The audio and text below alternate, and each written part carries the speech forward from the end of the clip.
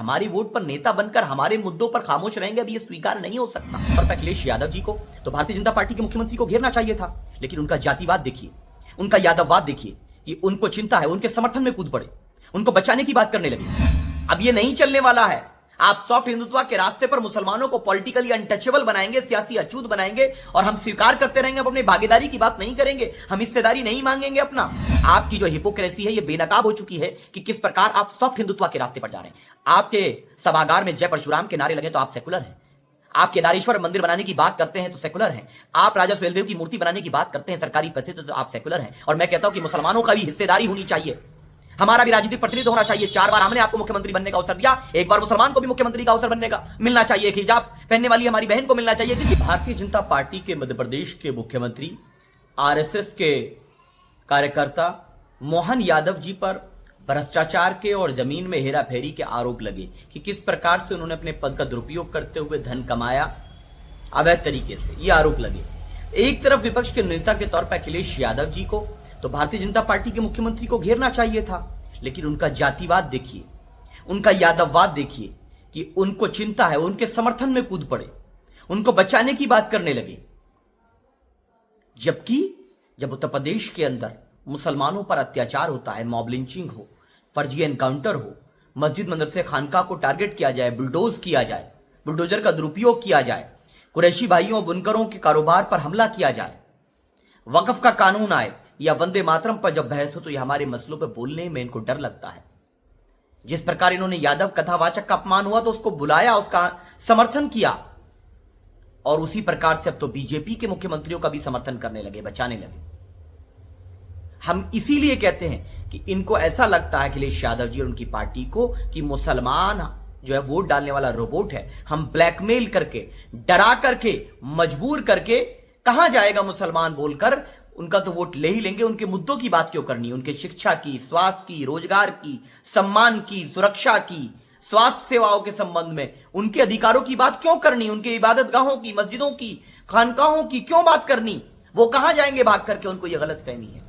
हमारे नेता बैरिस्टर ओवैसी साहब ने खुले दिल से कहा कि आइए मिलकर के हम भारतीय जनता पार्टी को हराना चाहते हैं, सेकुलर वोटों का बंटवारा रोकना चाहते हैं, हमारे दरवाजे खुले, हमारी कोई शर्तें नहीं है। आइए सम्मान के साथ हम लोग भागीदार बनने की लड़ाई को शुरू करते हैं और भारतीय जनता पार्टी को हराते हैं। तो इनका अहंकार देखिए, जिस प्रकार दुर्योधन ने कौरवों को 5 गांव नहीं देने दिया था पांडवों को मांगने पर और फिर पूरे बर्बाद हो गए, वही किरदार अखिलेश यादव जी निभाने का कार्य कर रहे हैं। हमारे मुद्दे पर नहीं बोलेंगे लेकिन मेरा वोट चाहिए। अब ये नहीं चलने वाला। मुसलमान ये तय कर चुका है कि हमारा अपना नेता हमारे बीच से होगा, वोट हमारा, राज तुम्हारा। अब नहीं चलने वाला है।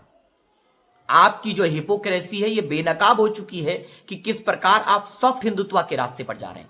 आपके सभागार में जय परशुराम के नारे लगे तो आप सेकुलर हैं। आप केदारेश्वर मंदिर बनाने की बात करते हैं तो सेकुलर हैं।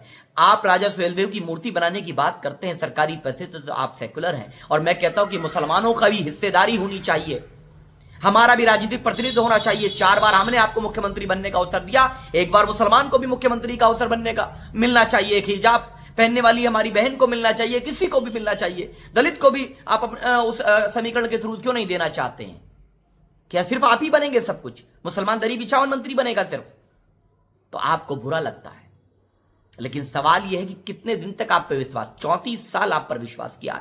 अब एक नया राजनीतिक विकल्प मजलिस इत्तेहादुल मुस्लिमीन, जो मूल विषय है मुसलमानों के शैक्षिक सामाजिक उन्नति के संबंध में, सुरक्षा और सम्मान के संबंध में, उसको लेकर के हम लोग आगे बढ़ रहे हैं। आज भी हमारे दरवाजे खुले। अभी आपको तय करना है कि आप अहंकार का मार्ग अपना करके भारतीय जनता पार्टी को बाईपास देना चाहते हैं, उनको रास्ता देना चाहते हैं, उनकी मदद करना चाहते हैं, या भारतीय जनता पार्टी को हराने के लिए बैरिस्टर ओवैसी साहब ने जो बात कही उसको स्वीकारते हुए आप भारतीय जनता पार्टी को हराने के लिए प्रतिबद्ध है।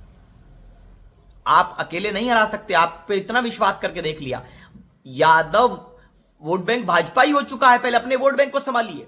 कन्नौज में कितने विधायक है समाजवादी पार्टी के?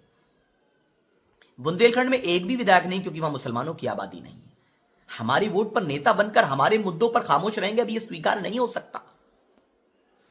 अब यह नहीं चलने वाला है। आप सॉफ्ट हिंदुत्व के रास्ते पर मुसलमानों को पॉलिटिकली अनटचेबल बनाएंगे, सियासी अछूत बनाएंगे और हम स्वीकार करते रहेंगे, अपनी भागीदारी की बात नहीं करेंगे, हम हिस्सेदारी नहीं मांगेंगे अपना।